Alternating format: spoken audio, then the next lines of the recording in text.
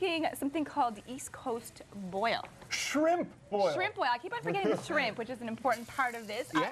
So explain what this is. I've never heard of this before. Well, it's inspired by all my friends that come from the East Coast. Okay. Young and old, big and round, and I would say that this is a very traditional sort of get in the kitchen, fun times for the family. And with the summer coming to a close, right, why not take the burner outside or use your barbecue as that burner and create kind of a one-pot stop pot cooking thing, okay? And so what I'm talking about is corn, potatoes, onions, celery, sausage, shrimp in one pot. And I was thinking, you know, this sounds kind of like a chowder, but you said no. Well, no, because with a chowder, we'd have creamy. a thick, a creaminess to it, a thickness to it.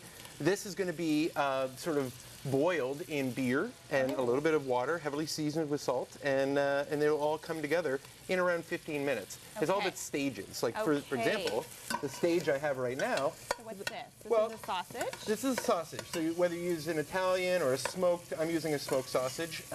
It's your preference, but all I'm doing is I'm trying to get some color. And all this brown bits, Melissa, at the bottom, that's the fond. That is flavor. All these bits. Really? Oh, yeah. And so what I'll do is I'll help bring those up by using a little onion, a little celery, so the aromatics. Okay. Classic aromatics. They go in. Add that in there. And what temperature do you have this on?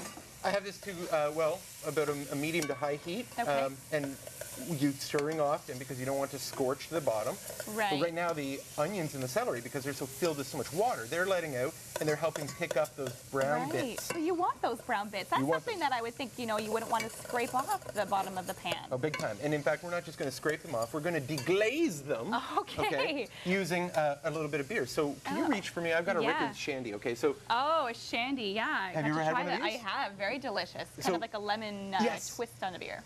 Big time. Yeah. So fizzy, European. crisp lager. Okay. And so when I add this, ooh, look at that. It foams up a little bit. Now that it will dissipate, and then we're left with a very lemony scented beer. Okay. But it's not just going to be beer. We're going to use some water as well and season it. Do you have to use a shandy, or can it be different types of beer depending on your preference? Well, I wouldn't use a stout. I wouldn't use a really dark. I would use a wheat ale, one of those ones with like with a citrusy note. There's so many of them out there now. And but like this was perfect lemon seafood hand in hand. Okay. Now I have a couple other beers here. There's a cider. Molson actually decided to jump into the cider arena, and so they've put out one. And then they also have this commemorative banquet beer that Coors has.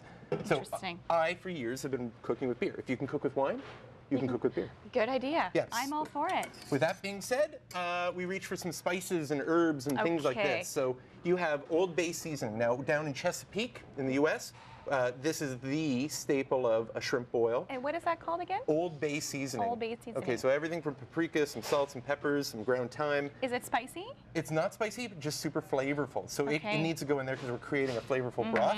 And take a sniff. What is that? Rosemary? Close. It is in the thyme.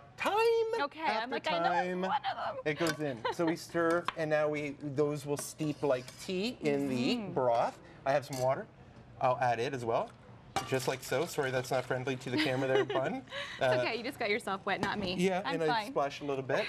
Okay, so we stir, we stir, we stir. And how long would you let this sit for? Well, the thing about the boil, thank you for reaching for the potatoes, is that we want to get those crunchy vegetables in early. So once we've added our aromatics, our broth, we want to boil the potatoes. And they'll take, because I've quartered them, they'll only take about 10 minutes or so. Oh, really? Oh, yeah. And what sorts of potatoes are those? Red and white? I am using red and white. I'm using waxy reds, and then I'm using those little mini whites. You could use fingerlings, but it's really nice using those mini potatoes. And so we would cook those along with some corn. So you add a real cob of corn like that just in the boil? Into the boil. That's awesome. But yeah, and what will happen is the boil will take on the flavor of the corn will take on the flavor of the Old Bay. It is a marriage of flavors. I love it. Not to mention kind of just really easy. And when we come back later on, we will add the shrimp, and they will slightly. So the shrimp's kind of the last part. That's right, because we don't want to overcook them and make them really tough. Because once shrimp is overcooked, it's tough. Yeah, no, it's not tasty. Can you reach for that garlic over there? Yeah, no problem. A shrimp boil wouldn't be a shrimp boil if we didn't take a whole bulb of garlic. So you just stick the whole bulb in? Yeah. And you just slice it? That's right.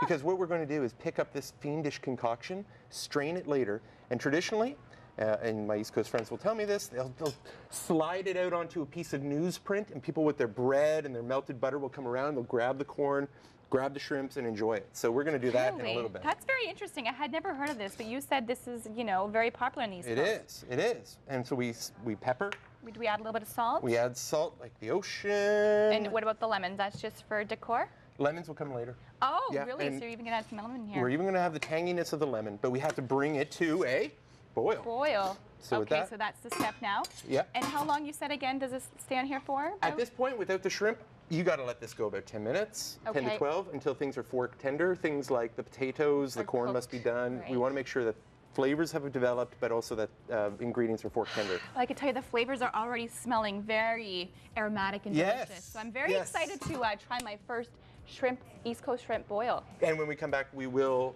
get Have down the to trying final it. product. Yeah. I can't wait. All right, stay with us. Lots more to come.